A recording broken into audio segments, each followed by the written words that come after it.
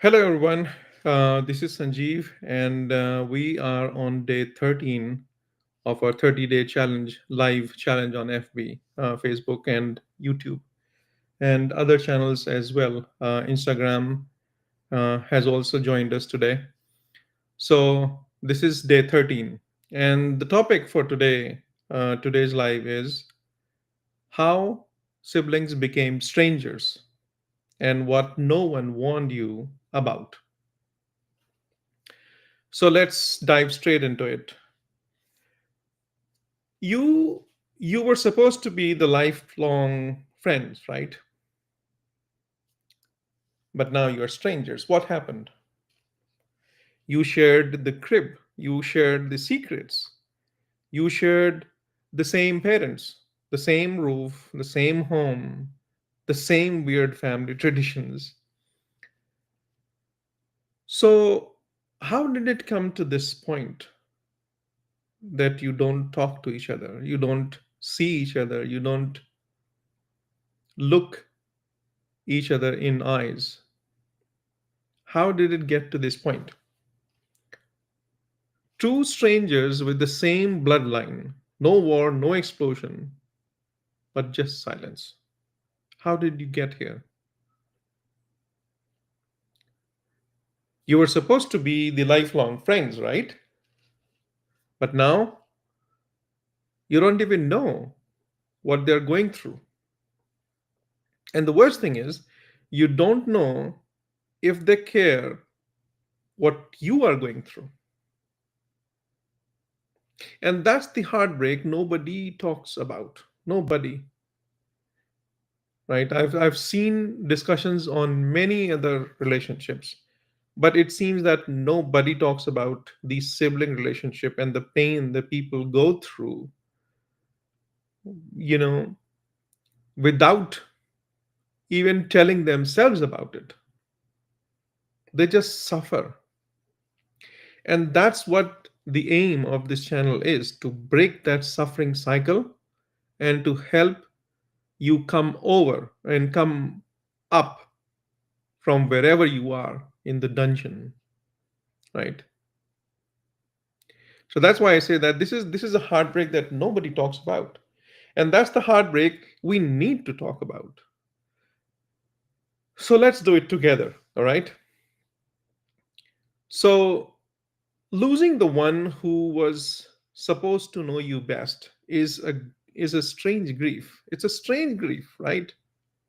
The grief of someone who is still alive, who still has your childhood in their bones, in their breath, in their blood, but not your name on their lips anymore. What happened? It's a strange grief. They were there for the broken arms and the broken hearts. They saw you cry for your first loss. They cheered you on during that final exam, right? They knew the old version of you, and yet somewhere along the line, along the way, that thread of knowing unraveled. Now birthdays come and go, life events pass unmentioned, and they are no longer your even emergency contact. It's not just a loss of that relationship, okay? It's a loss of what could have been. And you know what's the scary part? That most of us don't even realize it's happening until the silence has settled so deep in our life. It is so deep to deny it, right? It has settled in too deep to deny. And that is the scary part. Not being aware that this is happening to you. And one day it just happens, and you don't realize that this has been a build up for so long, and you were not even aware that this was happening. So this is something that needs its own space. It needs to be discussed, it needs to be talked about, right? What if you are on that track? Maybe it can help you. Discussion like this, participating in a discussion like this, watching videos like this could potentially help you save that relationship, right? So before we move any further, let's do our grounding ritual that we always do, and we'll call it the anchor in the love that once was. All right. So take a deep breath, put your hand on your heart, close your eyes for a moment, and breathe in. Breathe out from mouth. One breath in again, and out through your mouth.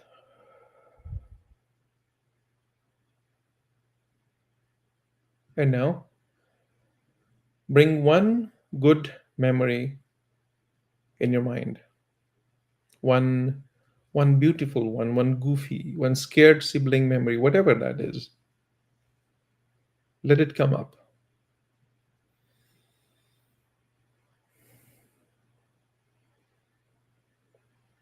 Feel that for a second,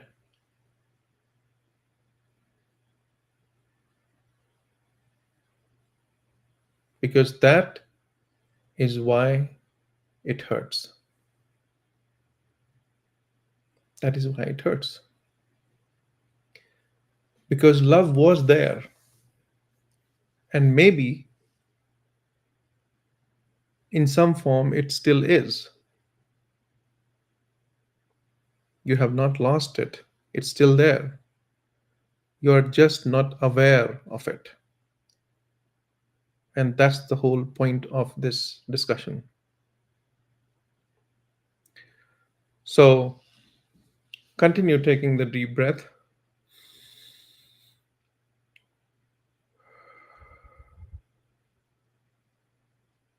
and say softly, I honor the bond that once was, and I remain open to healing.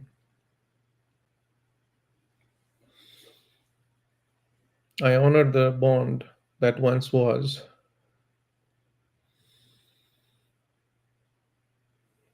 and I'm open to healing.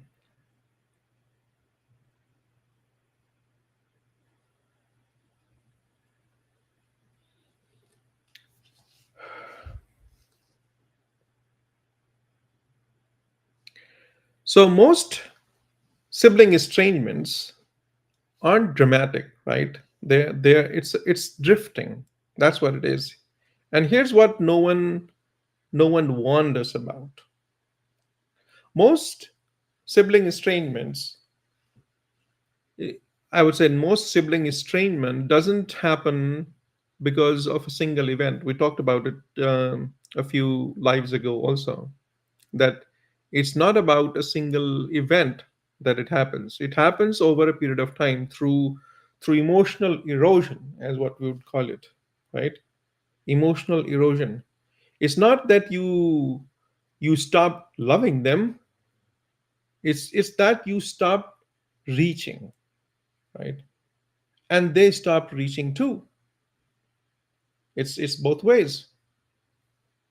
And one day becomes a week becomes a month, and suddenly you don't remember the last real conversation you had. The distance feels like protection, right?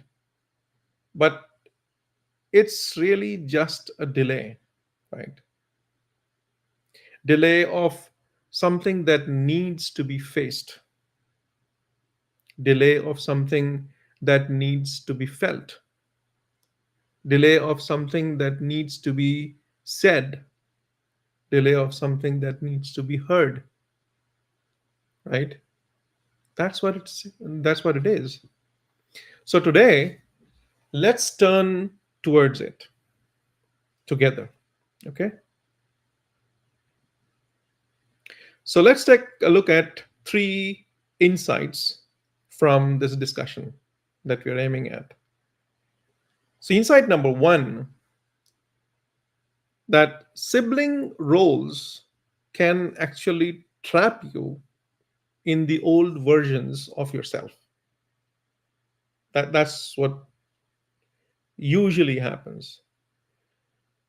So sibling roles can actually trap you in the old versions of yourself. For example, right, the responsible one. There are people in the kids who are tagged as the responsible one, or the black sheep, right?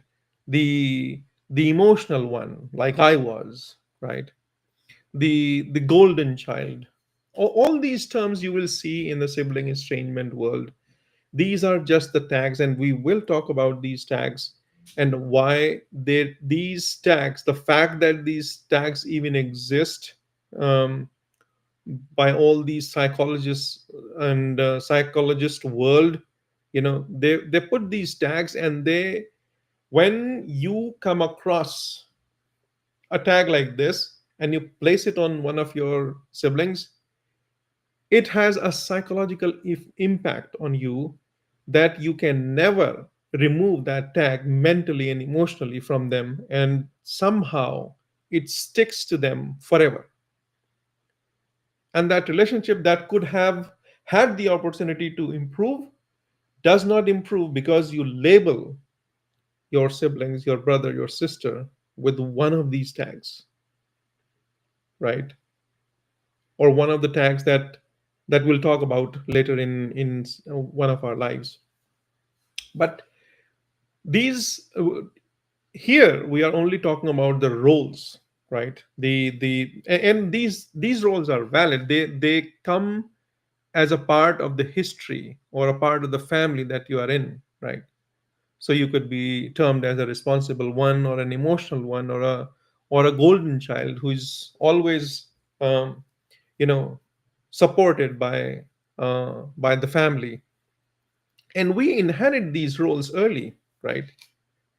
And then we somehow lock each other inside them. So when we grow up, we don't see the human in front of us. We see the labels, right? We see the tags. We don't see a brother, we don't see a sister. We see the label that was put on them by us, by family, or whoever placed that label on them. We only see those labels. And that's where the problem is. You don't allow them to grow beyond the label, while you say, okay, I have grown, but you don't allow them to grow beyond that label. And that's where, even though you at some point in time be able to come together, but you don't see this version of them, and you see the label version of them, which is down here, and they do not like it, they do not appreciate it.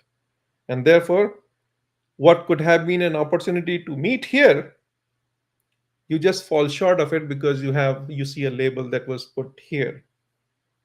So I hope it makes sense. The fact that we put labels on our siblings is the reason why we have such a hard time connecting with them. Get rid of them. Get rid of the labels. See them for who they are, not for the labels that you have put, right? That's the first way siblings become strangers. We outgrow our roles, right? But not each other's perceptions. So these tags, these labels are just the perceptions which were back in time that you had placed, but you continuously keep it for the rest of your life. And That's where it ends. That's where you separate from each other. That's one of the reasons, right? The other is that the love that's assumed is rarely expressed. That's another reason. We think that they know that I love them. They know that I care for them, right? We just assume. But love, when when not spoken, begins to fade. It's true. Look at any relationship, a loving relationship, right? The love that is not spoken begins to fade. Not because it's not real, it is real, but because it gets buried under the busyness of life, under the pride, under the assumptions, under the tags, right? Under the labels, whatever it is. You do get busy in life, and therefore that love sort of becomes a secondary part of your expression, and that's where it begins to fade, right? If it has to be expressed appropriately at regular interval for it to maintain its freshness, right? So if you do not express it, if it's not spoken, it begins to fade. And that's one of the reasons for our separate ways. So if you haven't said it in a while, I encourage you to say it, even if it's just to yourself right now, right? I do love them. I always did. Say it to yourself. You don't have to say it to anybody else. Acknowledge it in your heart that you do love them. Express it to yourself. Only then you will have the courage to express to others also. You have to acknowledge that love within you first, and then you can express it. That helps to grow love. That helps to grow bonding, right? That helps to grow connection. That's how you grow togetherness. Express that love, right? The third thing, we think the time will heal it, but in reality the time is just the it just hardens it, right?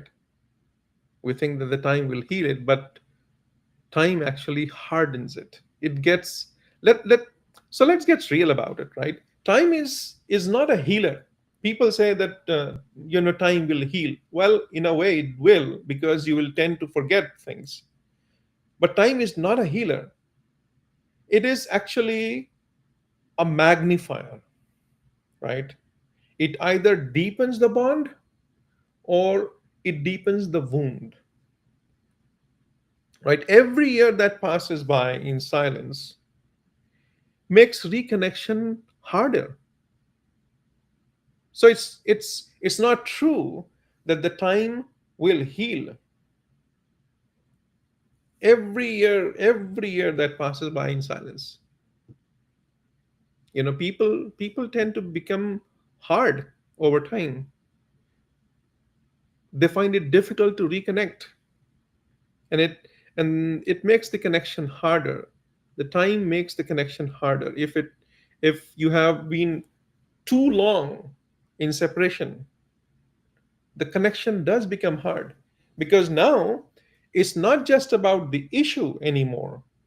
It's also about the time lost, and it's about the awkwardness. It's about the perhaps the shame of not trying sooner.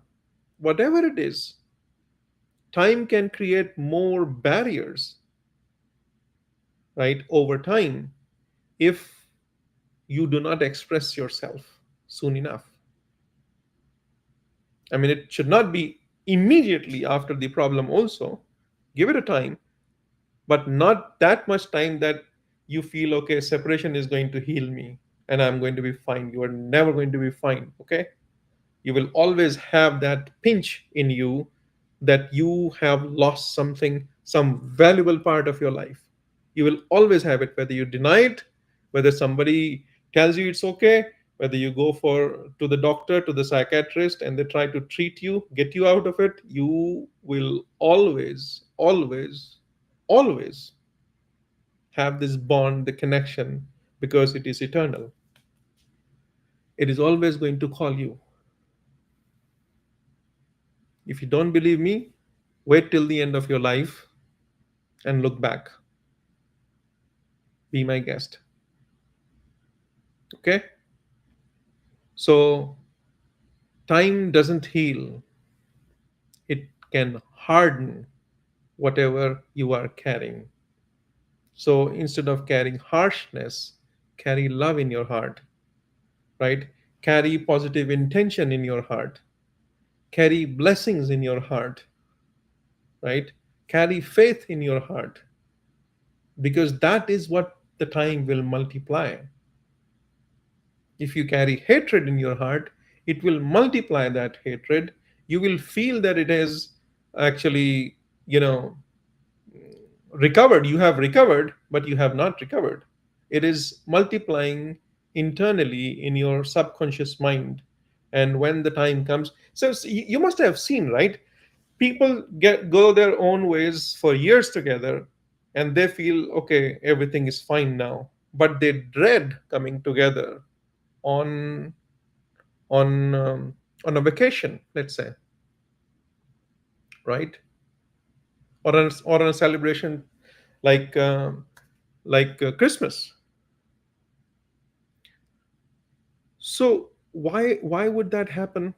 Why would you dread connecting with each other or being in presence of each other after being away from each other for so long? If time actually heals, time does not heal. It gives you an impression that it heals. Time only multiplies what you're carrying. So be aware of what you're carrying inside your heart. Okay?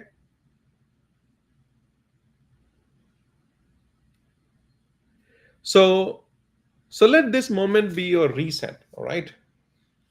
Not when enough time has passed, but because it already has. Okay? So let's get real about it. So now let's move on to the transition to the soul questions, right? For today. And let's pause here. Let's not rush past what this brings up in you or for you.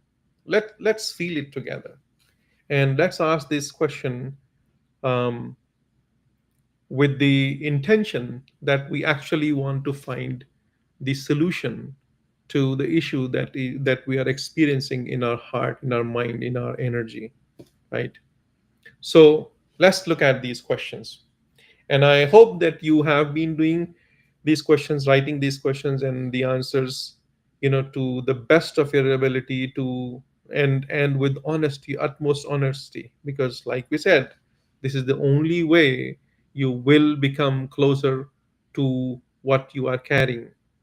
And once you objectively look at it, your energy will automatically tell you whether it is in alignment with the vision that you have for that relationship or not. If not, the fact that you have brought it to your mind's awareness, it'll just snap out of your experience. It will. It'll seem that it is such a foolish thing to carry in your energy, that your energy will automatically drop that belief, drop that thought. Once you do these exercises with the purity of your heart, with proper positive intention, right, with honesty, that's the basic requirement for you to derive the best from these lives. Okay, so let's look at these soul questions. Question number 1: what role were you locked into as a sibling? What role were you locked into as a sibling? Were you an emotional one? Were you a golden child? Were you a responsible one? What were you? What did your family call you? Right? Question 2. When did you first notice the silence between you growing? Right? When did you first experience the silence that was growing between you and your siblings? When did you first experience it? And third, what have you been waiting for that you could actually give? Right? What have you been waiting for that you could actually give? So, a lot of times we wait for, let's say, love, but we hold on to the love that we have in our heart. We want the other person to love us, but we don't want to take that first step. Well, we talked about that creation is a mirror. You have to take that first step, and then the response will be initiated by the universe, right? The world is your mirror. So, what have you been waiting for that you could actually give? If you don't intend to give, there's the other energy with the same intent not to give, right? If you are not willing to understand anybody, how do you expect others to understand you? If you're not willing to let go of the judgments towards them, how do you expect them to let go of the judgments towards you? Right? If you're not ready to give them with the purity of your heart the love that they deserve, how do you expect them to give the positive treatment to you in their life? Right?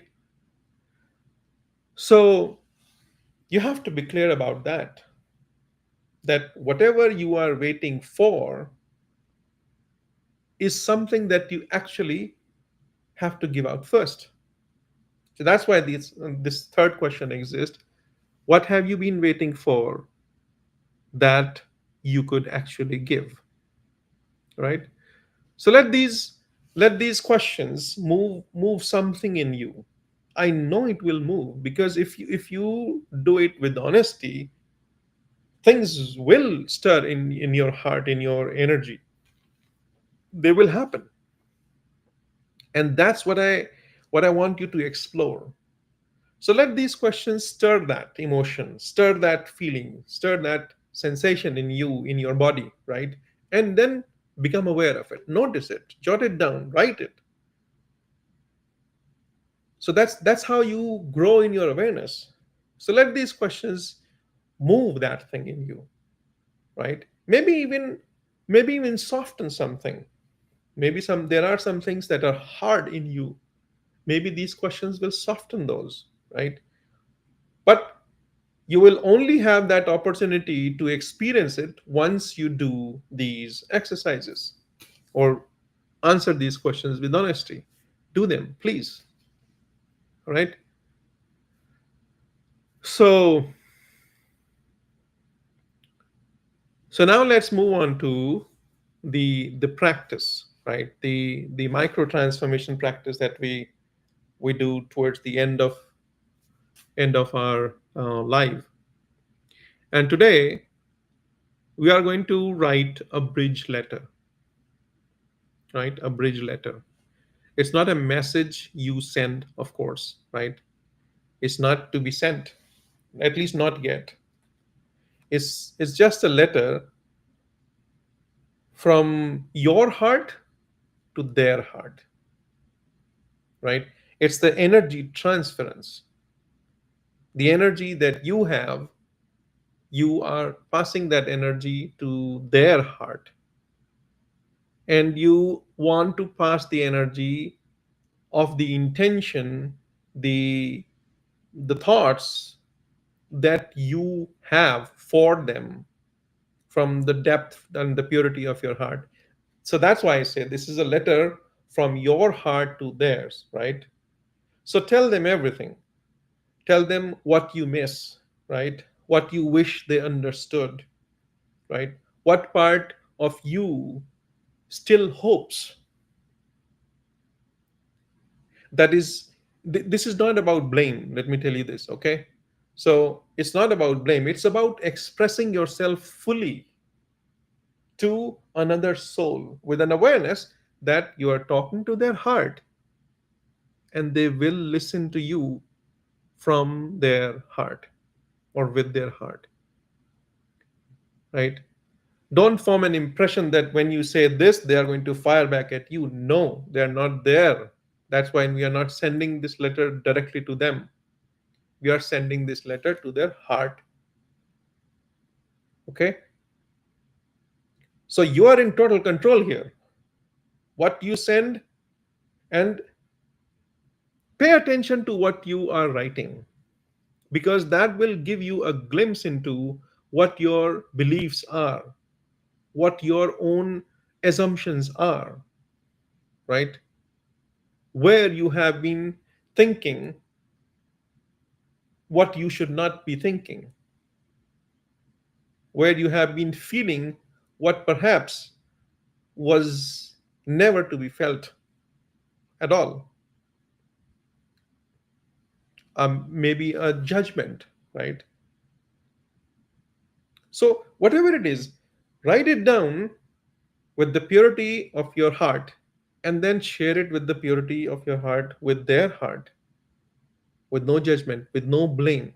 It's, remember, it's about building the bridge back to yourself first, right? You need to build that bridge back to yourself and then reconnect with them. Because sometimes the first step is reconnecting. In reconnecting is remembering who you were with them, right? When they were, when they were still whole, right? When, before the split, before the separation, before the things that actually tore you apart, how were you with them, or how were they with you? There was a moment you loved them, right? There was a moment they loved you. Imagine that time. Imagine that stories that you were sharing. Imagine the laugh, right? Imagine the food that you were having. Imagine the games, the play that you were playing. Imagine the movies that you were watching. Imagine the places that you went to together. Just live those things. Get to the level of higher vibration and then share whatever comes to your mind, to your heart. And like I said in the last live, energy travels with intent. Wherever you send that energy, it is going to go there. Today you send it to their heart. Their heart will receive it, and it'll do what it needs to do with that information. Okay? So do your part. Don't wait for them to their part. Do your part first. All right? So I don't know what we are going to talk about tomorrow. I haven't decided or thought about it, but it is definitely going to be in alignment with whatever needs to be the following live for today, after today. I don't know what it is. So I honestly have no idea what I'm going to be talking about tomorrow, but it will be something that will definitely help, as hopefully all these lives have been helpful, right? So we are going to end today's live today, right now, at this point. And like I said, like I always say, if you like, if this live stirred anything in you, right, help you in any way, like this, drop drop a memory or a thought in for today's live that surfaces for you, right? Share it with us. Share this with someone who needs to know that they're not alone, right? And like I say, join the Healing Sibling Bonds Facebook group and YouTube channel. And the Simplified Relations website is still being worked on. So there may be some links that may not be working. So bear with me till till you actually see what will be the final output. And in this group, let me tell you that we don't pretend, right? We don't sugarcoat anything. We heal, right? That's the whole point. We heal with honesty, with courage, and with hope, right? So so tell me what tools, what rituals or topics would be helpful um, for you most, right? So that's why I say let's build this together. um, Anything that you think is going to be much more helpful for you to move forward in your relationship, wherever you feel stuck, let me know. Let me lend you a helping hand if there is any way I can, right? So let's grow together and build the bridges together. And remember, always remember the word hope. And that stands for, I hope you know it now, help one person every day. Help one person every day. So let today's person be you, okay? And tomorrow be your sibling. Let it be this way. But hope, okay?